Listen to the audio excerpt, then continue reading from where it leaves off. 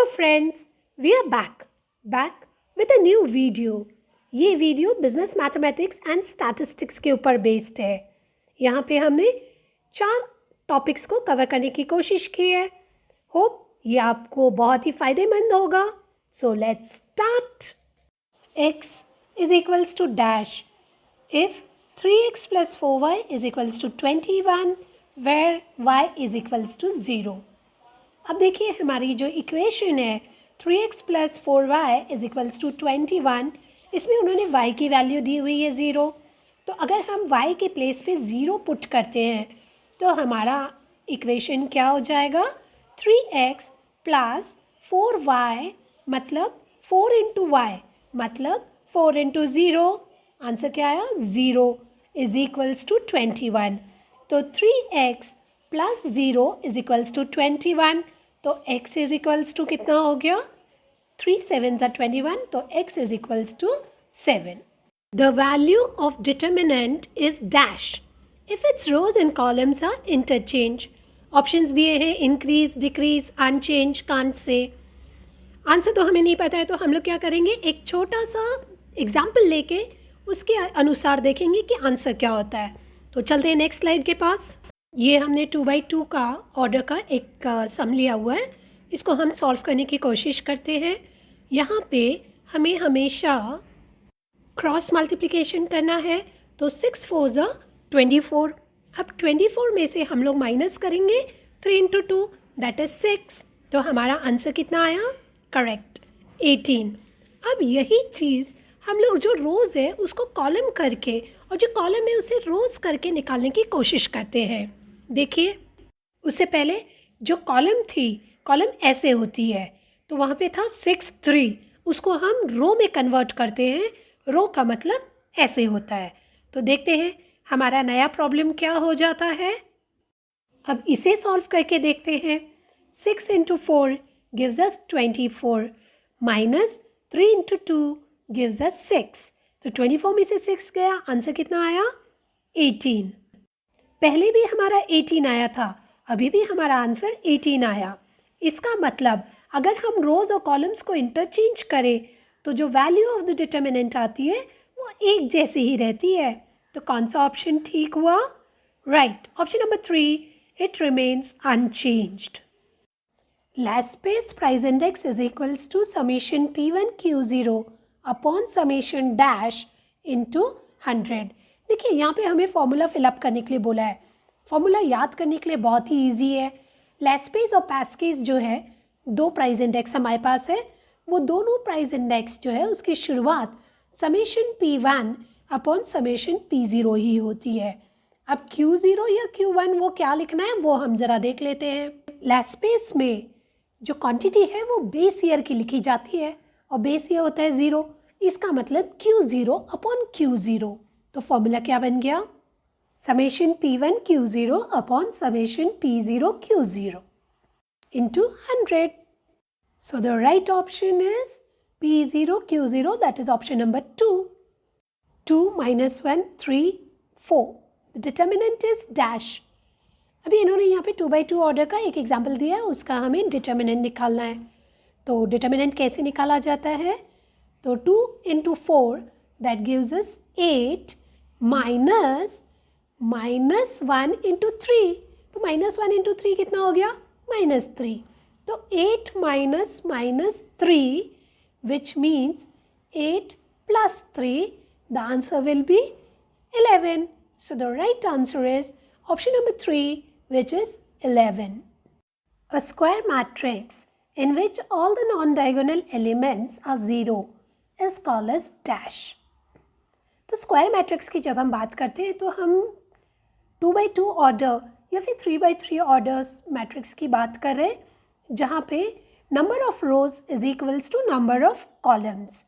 यहाँ पे वो बात कर रहे हैं कि नॉन डायगोनल एलिमेंट्स।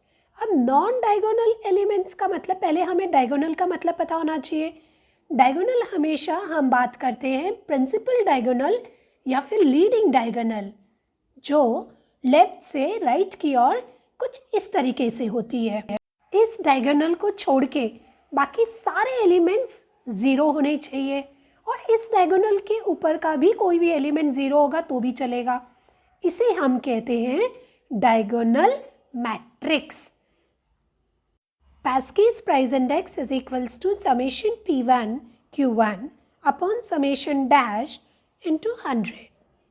हमने पहले भी देखा हुआ है लास्पेस प्राइस इंडेक्स निकालते समय कि जो भी प्राइस इंडेक्स हम निकालते हैं उसमें summation P1 upon summation P0 ये तो कांस्टेंट रहता है।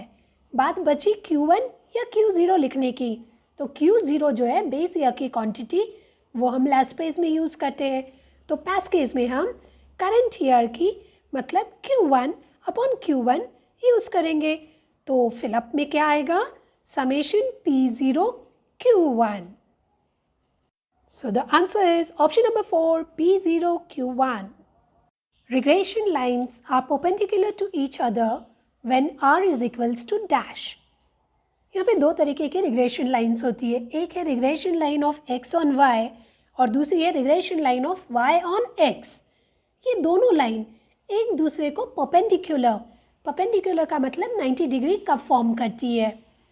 So the right answer is when r is equals to 0. A set of values of decision variables which satisfy the constraints of LPP is called as dash. The options that they have given us are function, problem, solution, budget. सबसे पहले हम देखेंगे LPP का full form क्या होता है। LPP का मतलब होता है लीनियर प्रोग्रामिंग प्रॉब्लम्स, और जो इस प्रॉब्लम के कॉन्स्ट्रेंट्स को सेटिस्फाई करता है, कॉन्स्ट्रेंट्स का मतलब रेस्ट्रिक्शंस, तो उसको सेटिस्फाई करता है, वो उसका क्या हुआ, तो ये हुआ प्रॉब्लम का solution. So the right answer is option number 3, solution.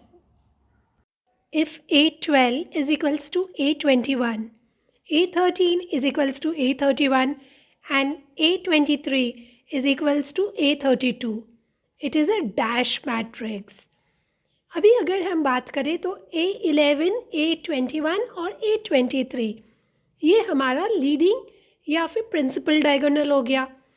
उसके दोनों ओर अगर हम देखते हैं तो अगर A21 की कीमत A12 के जैसे और A31 की कीमत A13 के बराबर, A32 की A23 के जैसे, तो अगर ये कीमत एक जैसी होती है तो उसे हम कहते हैं symmetric matrix. 5, 3, 1 is an example of dash. देखिए ये 5, 3, 1 जो है वो एक लाइन में लिखा गया है फ्रॉम लेफ्ट टू राइट, तो ये हो जाएगा रो मैट्रिक्स। जबकि हम अगर कॉलम मैट्रिक्स की बात करें तो वो ऊपर से नीचे की ओर लिखा जाता है, जैसे इस तरीके से, तो वो हो जाएगा कॉलम मैट्रिक्स। एक बात की और गौर फरमाइए कि ये जो रो मैट्रिक्स होगा या कॉलम मैट्रिक्स, इसमें सिर्फ एक ही रो या फिर एक ही कॉलम होना चाहिए, तभी वो रो या कॉलम मैट्रिक्स कहलाता है। तो इस क्वेश्चन का राइट आंसर क्या हुआ, रो मैट्रिक्स।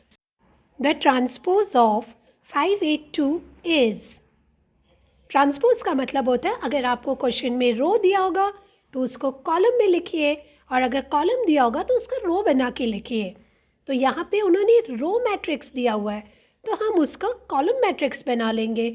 तो आंसर क्या हुआ, right, option number 4, that is 582 written from top to bottom, that is a column.